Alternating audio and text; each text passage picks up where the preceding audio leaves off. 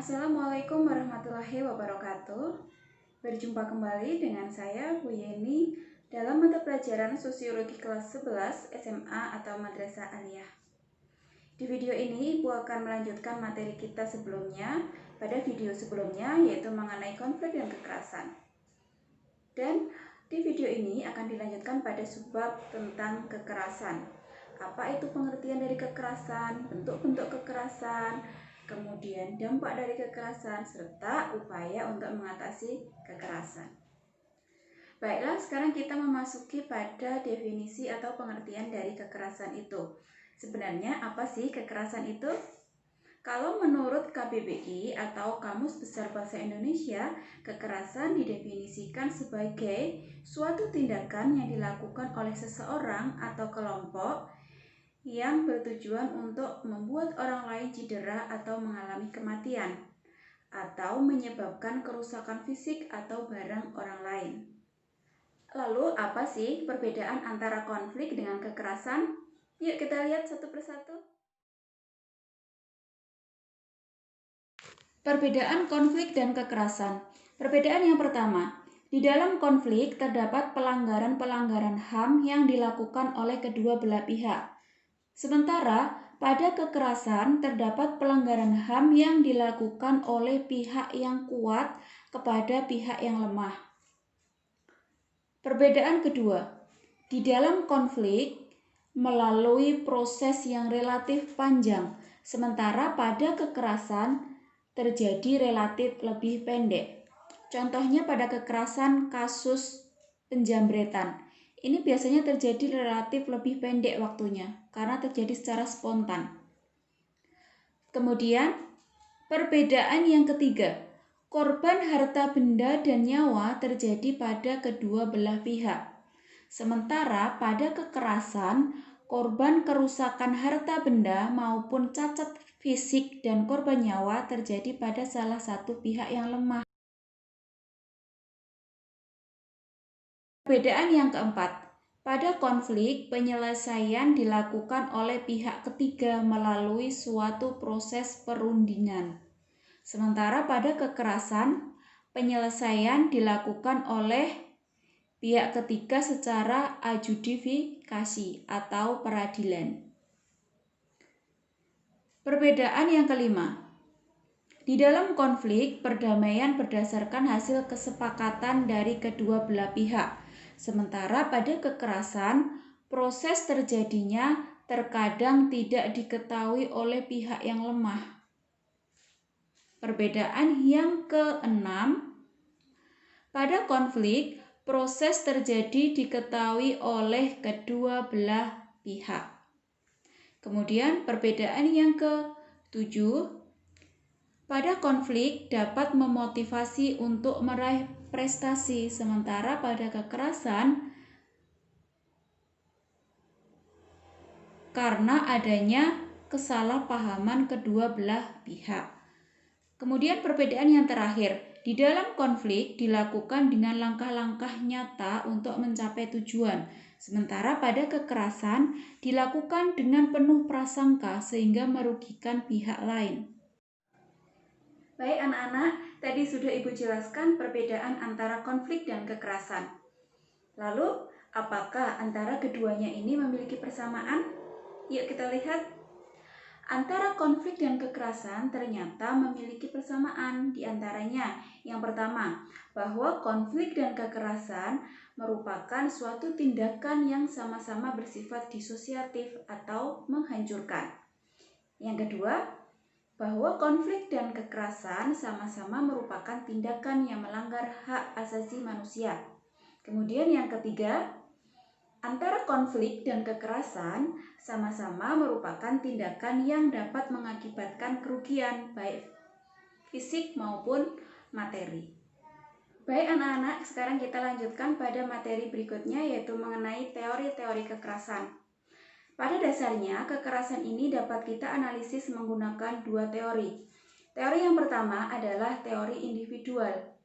Maksudnya adalah bahwa kekerasan ini sering diakibatkan oleh adanya faktor yang terdapat pada diri seorang individu.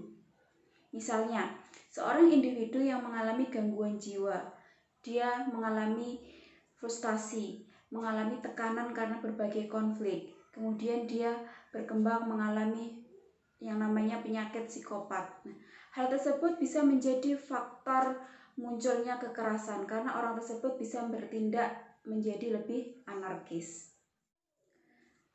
Kemudian teori yang kedua adalah teori kelompok, di mana kekerasan ini sering diakibatkan karena adanya suatu identitas kelompok yang terlalu ditonjolkan dalam melakukan sebuah interaksi, sehingga kelompok tersebut merasa bahwa kelompoknya paling baik, sehingga dapat menimbulkan kekerasan. Ini berkaitan erat dengan paham etnosentrisme atau paham primordialisme.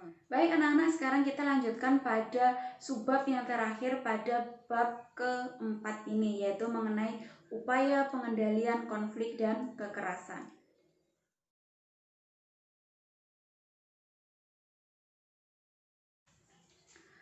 Oke, sekarang kita pahami terlebih dahulu bahwa konflik dan kekerasan itu merupakan suatu tindakan sosial yang melekat di dalam masyarakat. Artinya, konflik dan kekerasan pada dasarnya tidak bisa dihilangkan dalam kehidupan kita sehari-hari, tetapi dapat dikendalikan. Lalu, bagaimana upaya yang bisa kita lakukan untuk mengendalikan konflik dan kekerasan ini? Yuk kita pelajari satu persatu. Baik anak-anak, apabila kita sebagai anggota masyarakat telah terlibat dalam sebuah konflik, sebenarnya dapat kita kendalikan agar konflik yang kita alami ini tidak berkembang menjadi kekerasan. Apa syaratnya agar konflik ini tidak menjadi sebuah kekerasan? Syarat yang pertama, di antara kedua belah pihak yang terlibat dalam sebuah konflik ini harus menyadari situasi mereka, sehingga mereka bisa menerapkan prinsip-prinsip keadilan. Maksudnya, ketika contohnya kalian terlibat konflik antar sesama teman misalnya, agar konflik yang terjadi di antara kalian ini tidak berkembang menjadi kekerasan, kalian harus menyadari situasi kalian. Oh, saya dengan si A ini sudah mengalami sebuah konflik yang semakin memburuk. Ketika kalian sudah menyadari hal tersebut, maka kalian bisa mulai menerapkan prinsip-prinsip keadilan. Kalian harus bisa berkompromi sehingga konflik yang terjadi di antara kalian dapat dikendalikan, dapat dihentikan sehingga tidak berkembang menjadi kekerasan. Syarat yang kedua, bahwa kekuatan-kekuatan sosial yang saling bertentangan ini harus terorganisasi dengan jelas. Misalnya, dalam sebuah kelompok, ada pihak-pihak yang memiliki dominasi-dominasi tertentu. Nah, adanya dominasi-dominasi ini harus diorganisir atau dikelompokkan menjadi sebuah aturan yang jelas, sehingga mereka tidak bertindak sesuai dengan kemauannya sendiri-sendiri.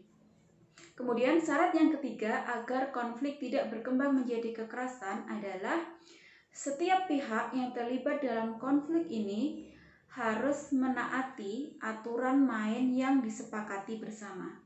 Baik, sekarang kita lanjutkan pada inti dari bentuk-bentuk upaya pengendalian sosial di dalam masyarakat. Ada banyak upaya yang dapat kita lakukan, di antaranya adalah konsolidasi, mediasi, arbitrasi, adjudifikasi, dan lain sebagainya. Sekarang kita pelajari satu persatu.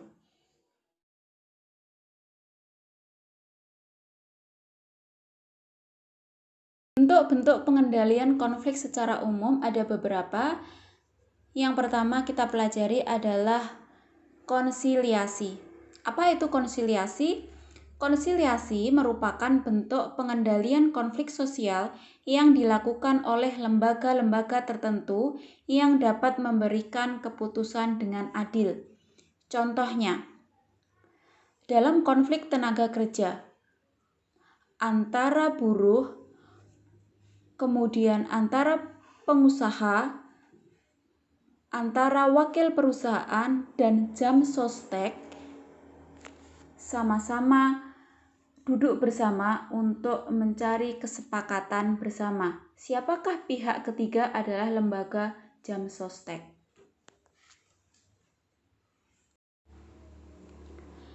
Selanjutnya, bentuk pengendalian konflik yang kedua yaitu melalui mediasi. Mediasi adalah bentuk pengendalian konflik sosial di mana pihak-pihak yang berkonflik sepakat menunjuk pihak ketiga sebagai mediator. Contohnya adalah ketika suami istri dalam suatu rumah tangga terlibat dalam sebuah konflik, kemudian mereka menunjuk orang tua sebagai pihak ketiga atau penengah, sebagai seorang mediator untuk mengatasi konflik yang terjadi di dalam keluarga mereka. Selanjutnya, bentuk pengendalian konflik yang ketiga adalah arbitrasi. Arbitrasi merupakan bentuk pengendalian konflik sosial melalui pihak ketiga dan kedua belah pihak yang berkonflik menyetujui. Keputusan-keputusan yang diambil pihak ketiga harus dipatuhi oleh pihak-pihak yang berkonflik.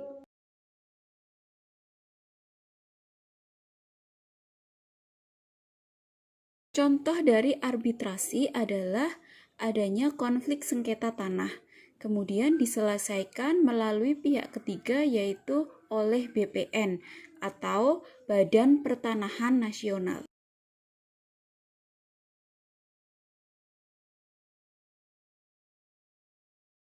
Bentuk pengendalian konflik yang keempat adalah adjudication, merupakan cara penyelesaian konflik melalui pengadilan yang tetap dan adil. Contohnya adalah pada kasus-kasus pembunuhan atau kasus-kasus kejahatan yang akhirnya dibawa pada sidang peradilan. Bentuk pengendalian konflik yang kelima adalah segregasi, merupakan upaya saling menghindar atau memisahkan diri untuk mengurangi ketegangan. Contoh dari segregasi adalah adanya praktek politik apartheid yang pernah terjadi di Afrika Selatan. Bentuk pengendalian konflik selanjutnya adalah stalemate. Adalah konflik yang berhenti dengan sendirinya karena kekuatan yang seimbang.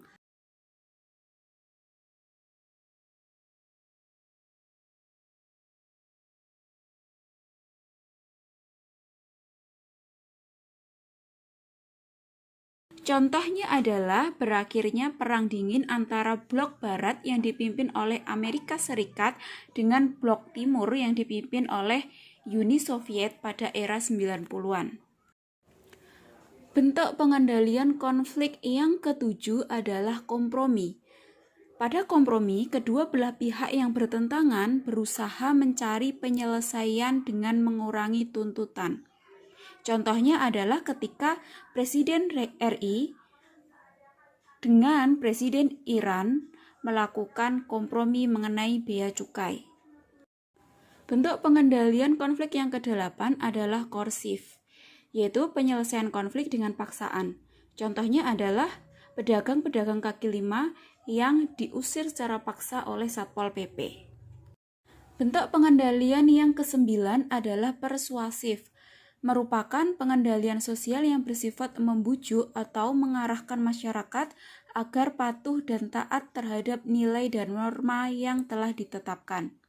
Contohnya melalui sosialisasi, kemudian melalui seminar, dan lain sebagainya. Bentuk pengendalian konflik yang ke-10 adalah konversi, di mana salah satu pihak mengalah dan mau menerima pendirian pihak lain. Contohnya adalah seorang kakak yang mengalah dengan adiknya. Bentuk pengendalian konflik yang ke-11 adalah gencatan senjata, merupakan penghentian konflik untuk sementara waktu yang biasanya dalam bentuk peperangan untuk menyembuhkan korban. Contohnya yang terjadi di Suriah yang diprakarsai oleh Rusia dan Amerika Serikat. Baik anak-anak, kita sudah menyelesaikan belajar materi konflik dan kekerasan serta upaya pengendaliannya. Sebelum Ibu akhiri pembelajaran pada bab yang keempat ini, mari kita simpulkan terlebih dahulu apa yang sudah kita pelajari di bab keempat ini. Kesimpulannya bahwa konflik dan kekerasan ini adalah sebuah bentuk interaksi yang terjadi di dalam masyarakat yang tidak bisa dihilangkan, tetapi dapat kita kendalikan melalui berbagai upaya-upaya yang sudah kita pelajari tadi, yaitu melalui mediasi, melalui konsolidasi, arbitrasi, adjudifikasi, dan lain sebagainya. Baik anak-anakku, untuk memperbanyak literasi kalian mengenai materi konflik dan kekerasan, silakan coba kalian mencari sumber-sumber referensi baik di internet, di buku, maupun di sosial media yang berkaitan dengan materi konflik kekerasan. Selain kalian tentunya mempelajari modul yang sudah dibagikan dari pihak sekolah. Baik anak-anak, sebelum Ibu akhiri pembelajaran pada bab keempat ini, Ibu memberikan pesan untuk kalian banyak-banyak berlatih menjawab soal yang berkaitan dengan materi konflik dan kekerasan untuk mempersiapkan ulangan harian bab 4 pada pertemuan berikutnya. Nanti untuk model ulangannya adalah menjawab soal di menu GPT e-learning seperti biasanya. Jumlah soal nanti minimal 25 soal sehingga kalian bisa mulai berlatih mulai dari sekarang sehingga dapat menghasilkan nilai yang memuaskan. Baik anak-anakku, Ibu akhiri pembelajaran pada bab keempat ini dan Ibu mohon maaf apabila banyak kekurangan dalam menyampaikan materi. Ibu akhiri, wassalamualaikum warahmatullahi wabarakatuh.